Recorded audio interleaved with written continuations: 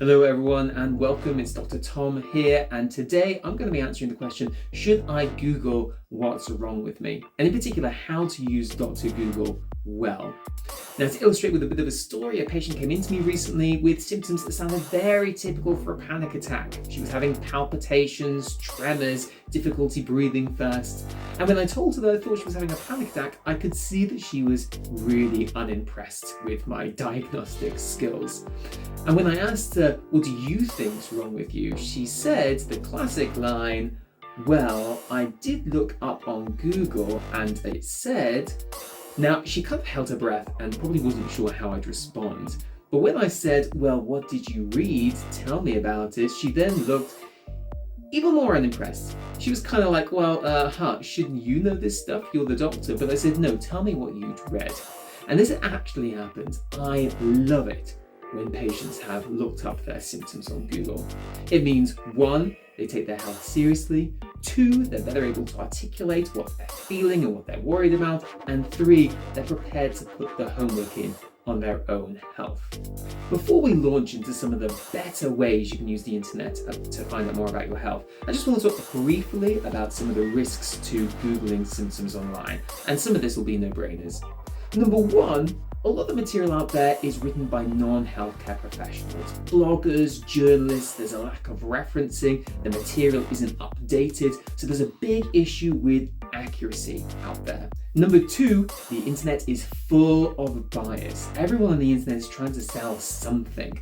So you need to be very mindful of where a particular issue or a solution might be overplayed with the hope that you'll purchase a product at the end of it. And number 3, context is everything. If I saw a 71-year-old man in my clinic with a 6-month history of an abdominal swelling who felt nauseous and was needing to pee all the time, those would be red flags. Same symptoms though in a 25-year-old woman who's missed the pill and you got a new mum. It's important to note though that the internet can really fuel health anxiety. So if you're someone who spends a large part of the day searching the internet, reading about your symptoms, worrying about your health, that may be a condition that needs professional support. So do speak to someone. This video probably isn't for you. But if you're someone who is just wondering whether to even engage in the internet on the odd occasion about your health, then listen on. Here are 3 internet alternatives to Google that might be a better source for health information. Number 1, the NHS website. If you go onto here, you'll find an A to Z condition list of all the different conditions and symptoms you can think of. And each of these articles comes from a reputable source and gives you a lot of self-help information and an idea about where you may need to go to find help. In addition, on the website, you can also find specific sections around mental health with some quizzes you can do, some support articles, and similar for pregnancy and labour-related advice. The best thing about the NHS website is it plugs in really well to a lot of other NHS materials, a lot of NHS apps, which I've covered in some other videos, and some directory of services. So if you want to find out how to access mental health services or your local walk-in centre or drug and alcohol support, you can do all of that through that one portal. Now, the only thing with the A to Z condition list is you do kind of need to know what's going on with you to get the most out of it. If you've just got symptoms and you don't really know what they mean, an alternative might be the NHS 111 website. Using these websites, you just plug in what symptoms are going on with you, and it will give you an idea of the urgency with which you may need treatment and where you should go for that treatment. Again, it's not a diagnosis, but it gives you a little bit more guidance if you're not sure what's going on. The second website I often refer patients to is patient.info. Now, like the NHS website, this is a library of resources of articles covering every condition and symptom imaginable. The articles are a little bit more in depth than anything you'll find on the NHS website, which is great if you're someone that likes detail, and it goes into information like how is the condition investigated, diagnosed, what are the symptoms, what's the future look like. Every article has a list of references, which I think is always great for lending credibility to those kind of resources. And you can rest assured that all the articles there are written by this army of doctors that work for patient.co.uk. And the articles have been through a rigorous accuracy and quality check. Every article that's submitted gets peer reviewed by a healthcare professional before it goes live.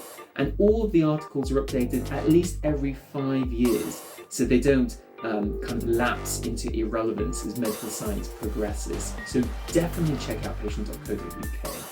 The final solution I'll offer to you is a little bit more left field, and it's called Ada Health. It's an app that works as an AI-based symptom checker. That's right, artificial intelligence checking your symptoms. Now, before you switch off, or if you're a doctor or nurse, you think, who the hell is this guy? AI in healthcare has come under really bad rep over the last few years, and that's because of a few high-profile cases of symptom checkers getting it horribly wrong. But Ada is one of the good guys with some really decent evidence behind it. Just to give you a very quick overview of the Ada app, you begin with a symptom assessment, which asks you a series of different questions about the medical condition that you're struggling with. I'll just show a couple of the questions here before flicking to the final screen. Here now you can see Ada gives me an idea of what might be wrong with me, splitting out the possibilities into the most likely and the less likely conditions. And if I click into each of these, I can find out a little bit more about the condition and what treatment options might be available. When researchers use 200 independently built patient vignettes, those are kind of artificial or fictional patient stories based on real patients. They used 200 of these and they presented them to a panel of 7 GPs. That panel got the diagnosis right with about 82% accuracy. When they passed the same vignettes through Ada, Ada was able to get them correct with 70.5% accuracy. Now that doesn't sound massively impressive, but when you compare it against the next best competitor in this study, and this study used 8 different AI-based symptom checkers, the next best competitor was only 43% accurate. What's more, in a more recent study that was done just in 2021 in Australia with a smaller number of case vignettes, Ada had an accuracy of 83%. So maybe not as good as a doctor, but much better than just plugging your symptoms into the Google search bar. Now, the drawback to AI symptom checkers, or any AI for that matter, is that the output is only as good as the data you put in. Now, this is where healthcare professionals are really good. They're really great at helping you to express your experience and articulate what's happening to you in a way that machines just can't. So often when you're using Ada or other symptom checkers, it feels like you're being forced to put the square peg of your experience into the circular hole of what the machine's asking about. But that said, I think Ada is one of the best. It's got a CE mark, it's data secure, it's been developed by a huge panel of medical experts, it's got great evidence behind it, and best of all, it's free to use. So if you're unsure about whether to just, leave it to the Google gods and put your symptoms into the search bar or use something else like Ada, I would definitely encourage the latter. So let's have a quick recap then. So today we've covered the NHS website and NHS 111. We've talked about that huge library of medically written articles on patient.co.uk, and we've also talked about AI symptom checkers, including Ada, which I think is one of the better ones. So going back to the initial question, should you Google what's wrong with you?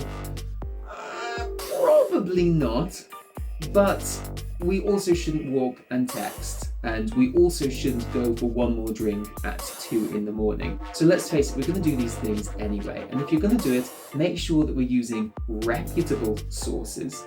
If you find that you start obsessing about your health or really worrying excessively about some of these things, be mindful of health anxiety and getting the help that you might need.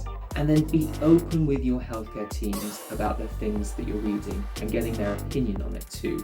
They'll be happy to help and happy to direct you to some better source of information that they have to their disposal.